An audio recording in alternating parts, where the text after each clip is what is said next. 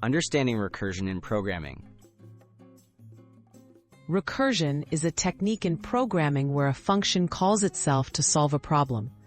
Instead of repeating the same code for similar tasks, recursion allows us to break a big problem into smaller, simpler ones.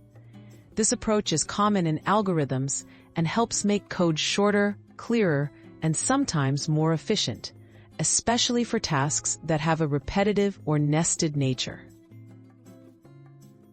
How recursion works. A recursive function has two main parts, a base case and the recursive case. The base case stops the recursion by handling the simplest situation directly. The recursive case breaks the problem down, calling the same function with a smaller or simpler input. This process continues until the base case is reached, ensuring the function eventually completes. Example: recursive factorial calculation. A classic example of recursion is calculating the factorial of a number. The factorial of 3, written as 3 exclamation mark, is 3 times 2 times 1. In code, the function calls itself with smaller values.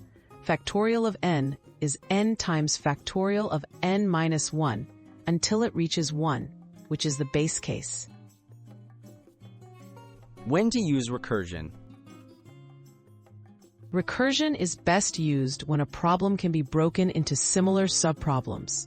It's often useful in algorithms that work on tree structures, such as searching folders on a computer, solving puzzles like the Tower of Hanoi, or processing data structures like linked lists. Recursive solutions are also common in mathematical computations and sorting algorithms.